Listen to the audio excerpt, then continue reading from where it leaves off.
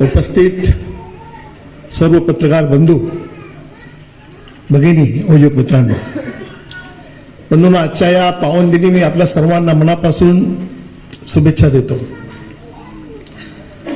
पत्रकार, त्यांचा व्यवसाय याबाबत आज राजौरी साहेबांनी फार चांगला लेखलेला आहे. त्यांच्या सरळ सरळ या देशोन्नतीच्या या स्तंभामध्ये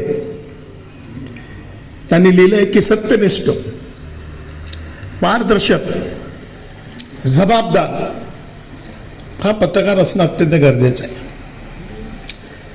परंतु या लोकशाहीमध्ये जेव्हा पत्रकार आपली लेखणी झिजवतो त्यावेळेस त्याला लोकशाही वाचवण्यासाठी अनेक संकटाचा सामना करावा लागतो. तरी देखील पत्रकार सत्याची बाजू घेण्यासाठी सातत्यानं कार्यरत असतो. आजच्या या पावनदिनी एकदम अत्यंत कमी वयामध्ये बाळशास्त्री जांभेकर साहेब आपल्यामधून निघून गेले. त्यांच्या जन्मदिवसाच्या दिनी महाराष्ट्र शासनाने ठरवलं की पत्रकार दिन हा साजरा करायला पाहिजे. एक विद्वान पत्रकार प्रतिकूल परिस्थितीमध्ये त्यांची जी लेखणी आहे त्यांनी समाजातील अंधकार मिटवण्यासाठी, देशाला स्वातंत्र्य मिळवून देण्यासाठी त्यांनी त्यांच्या कीर्तीच्या माध्यमातून आज त्यांचा जो सुगंध आहे आजपर्यंत आपल्या संबंध विश्वामध्ये दौडत आहे. आजच्या या दिवशी मी एवढंच सांगेल आपल्या सर्वांना, पत्रकार बांधव यांची आर्थिक परिस्थिती, वृत्तपत्र चालवत असताना त्यांना मोठ्या प्रमाणामध्ये घेण्यात आलेले कष्ट, या सर्व गोष्टी ज्या आहेत त्या गोष्टींमध्ये त्यांना फार तारेवरची कसरत करावी लागते. काही पत्रकार, काही वृत्तपत्र एका विशिष्ट विचारसरणीचे असतात. काही पत्रकार एकाची बाजू चांगल्या पद्धतीने मांडण्यामध्ये मग्न असतात. एखादे पत्रकार फार चांगलं लिहितात. विशेष म्हणजे बातम्यापेक्षा लेख, त्या माध्यमातून समाजाला प्रबोधन, असे अनेक पत्रकार आहेत. लोक तर फक्त बातम्या वाचतात, हे झालं ते झालं ते झालं. त्यापैकी लोकांना आरसा दाखवण्याचं काम, दिशा दाखवण्याचं काम पत्रकाराच्या माध्यमातून सातत्यानं केलं जातं. म्हणून सर्व पत्रकार बांधवांना मला विनंती करायची, आपण सर्वांनी भ्रष्टाचार विरुद्ध आपली लेखणी झिजवायला अत्यंत गरजेचं आहे. नाहीतर सत्ता माझी आहे, सत्ता कोणाची असू द्या, सत्ता कोणाची असू द्या, जो भ्रष्ट आहे, जो भ्रष्टाचार करतोय, मोठ्या प्रमाणामध्ये नगरसेवक सर्व ठेकेदार झालेले आहेत, त्या माध्यमातून निकृष्ट दर्जाची कामे करतायत.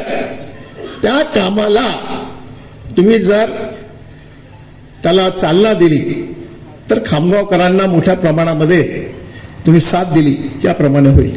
म्हणून आजच्या या पावन दिन मी आपल्या सर्वांना सांगू इच्छितो, त्यांचं 30वर 3 सदस्य त्यांचे येणार आहे, राहिले 6 सदस्य, 3 काँग्रेसचे, 3 राष्ट्रवादीचे. मी या ठिकाणी सांगतो, पत्रकार दिनाच्या माध्यमातून या ठिकाणी सांगतो, 6वर 1 आमचा येतो. म्हणून आपल्या या प्रेस क्लबचे अध्यक्ष, त्यांची इच्छा असेल तर, जर तरचा भाग आहे तर निश्चित रूपानं त्यांना स्वीकृत सदस्य म्हणून आम्ही राष्ट्रवादीचा पाठिंबा आजच्या या दिनानिमित्ताने देऊ. परंतु त्यांनी देखील त्या ठिकाणी त्यांचा अनुभव आहे, ते नगरसेवक राहिलेले आहेत, त्या माध्यमातून तेथील असलेला भ्रष्टाचार व शाहू फुले आंबेडकर, मौलाना अब्दुल कलाम आझाद यांची विचारसरणी याला पूरक राहून त्यांनी त्यांची लेखणी त्या ठिकाणी त्यांनी खर्च करावी. राजकारणामध्ये, समाजकारणामध्ये याला महत्व नाही, किती लोक आहेत. एक मनुष्यही असला तर तो क्रांती करू शकतो. चुकीवर बोट ठेवून माहितीच्या अधिकारामध्ये चांगल्या प्रकारचा अभ्यास करून माहिती घेऊन ठीक आहे, शासनाने काही केलं नाही, न्यायालयामध्ये जाऊन त्यांचा भ्रष्टाचार उघडीस तो आणू शकतो. फक्त जिद्द पाहिजे, हिंमत पाहिजे व सर्व संकटाला सामोरं जाण्याची शक्ती ही जर पत्रकार बांधवामध्ये असेल तर निश्चित रूपानं आपण क्रांती या ठिकाणी करू शकतो. असो, आज ज्यांचा आज सत्कार होणार आहे, ज्यांना बाळासाहेब दिंडीवाले यांच्या नावानं पुरस्कार देण्यात येणार आहे. इथं हनुमान व्यायाम मंडळाच्या माध्यमातून एक जुनी संस्था, अनेक खेळाडू त्यांनी घडवले, अशी संस्था, त्यांचा सत्कार, त्यांचा गौरव या ठिकाणी करण्यात येणार आहे. या सर्व आज ज्यांना मान सन्मान देण्यात येणार आहे, ज्यांना पारितोषिके देण्यात येणार आहे, त्यांचं मी मनापासून या ठिकाणी त्यांचं अभिनंदन करतो व भावी वाटचालीसाठी त्यांना शुभेच्छा देतो व आपल्या 2 शब्दाला विराम देतो. धन्यवाद. उपस्थित सर्व सन्माननीय अतिथीगण, पत्रकार बंधू आणि खास करून ज्यांना आज सन्मानाचा पुरस्कार मिळणार आहे असे पुरस्कार मूर्ती, त्यांचे कुटुंबीय, सर्व पत्रकार बंधू, या कार्यक्रमासाठी मागच्या वर्षी मी इथे आलो होतो आणि त्यावेळेलाच मी बोललोही होतो की अत्यंत उत्साहात आणि असा एवढा मोठ्या प्रमाणात पत्रकार दिनाचा कार्यक्रम होणारा असा हा तालुका खामगाव येथेच पहिल्यांदा मी पाहिला आणि ही परंपरा अनेक वर्षांपासून इथे चालू आहे. पत्रकार बांधवांच्याकडनं समाजातील घटकांना, समाजांना अपेक्षा असतात, त्यांनी दुःख मांडावं, त्यांनी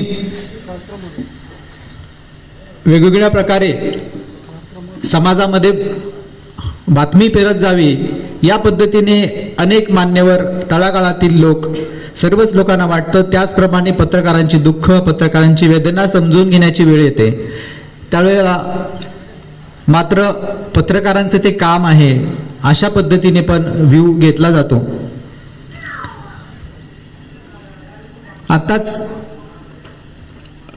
जे संचलन करते होते, जेव्हा आम्ही दीपप्रज्वलन करत होतो त्यावेळेला त्यांनी एक वाक्य म्हणाले, ते अर्धवट वाक्य माझ्या अर्धच मला ऐकायला आलं. ॲक्च्युली मी त्याच वेळेला ते कॅन्डल हातात घेत होतो की लोग कहते हैं दिया जलता है मगर जलती तो बाती और तेल है, दिया कहाँ जलता है,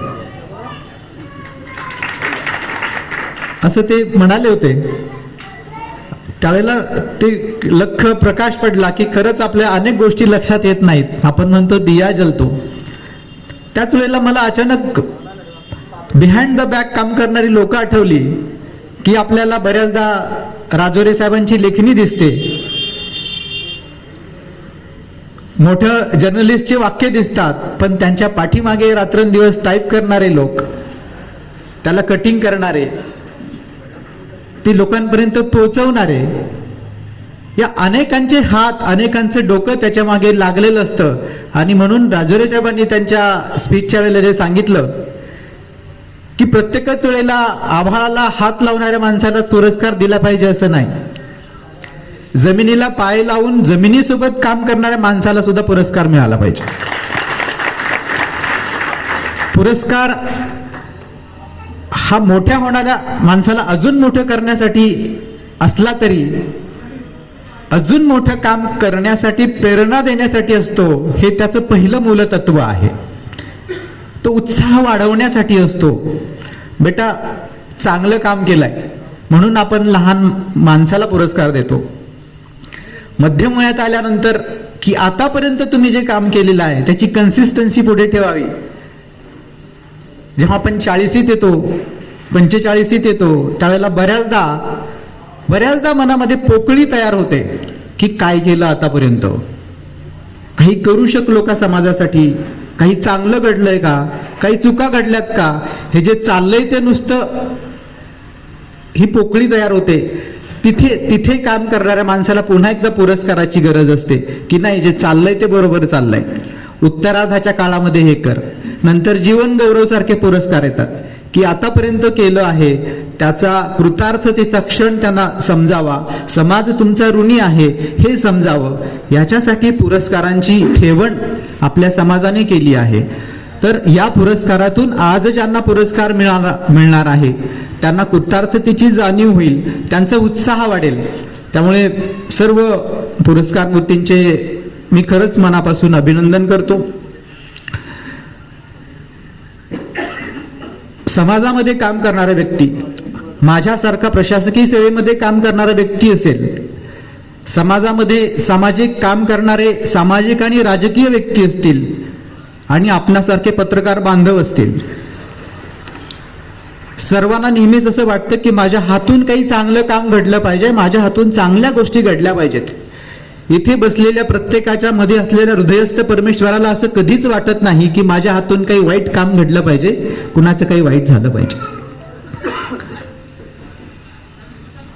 त्यामुळे त्याच पद्धतीने आपण काम करत असतो. परंतु बऱ्याचदा जेव्हा पत्रकार बातमी छापतो किंवा अजून कुणी काम करतो त्यामध्ये कोणाचं तरी हित होतं, कुणाचं तरी अहित होतं, असं होणारच असतं. आपण एकाच वेळेला चोर आणि पोलिसांना सारखीच वागणूक देऊ शकत नाही.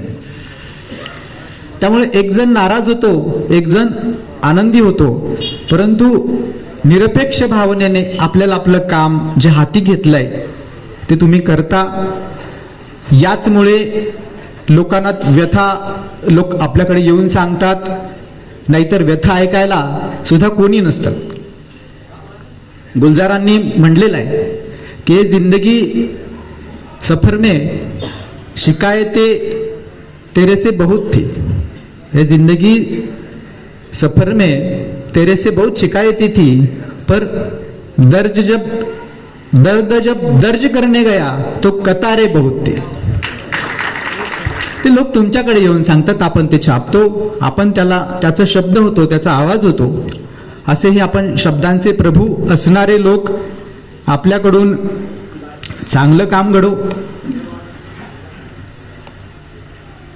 कवितेच्या ओळी ज्या आम्ही आमच्या ऑफिसमध्ये म्हणतो त्या आपल्याहीसाठी आपल्याकडून तसंच काम करो. आपल्याकडून हरवले आभाळ ज्यांचे हो तयांचा सोबती, आपण असेच त्यांचे सोबती बना. हरवले आभाळ ज्यांचे हो तयांचा सोबती, सापडेना वाट ज्यांना हो तयाचा सारथी, साधना करीती तुझी जे नित्य तव सहवास दे.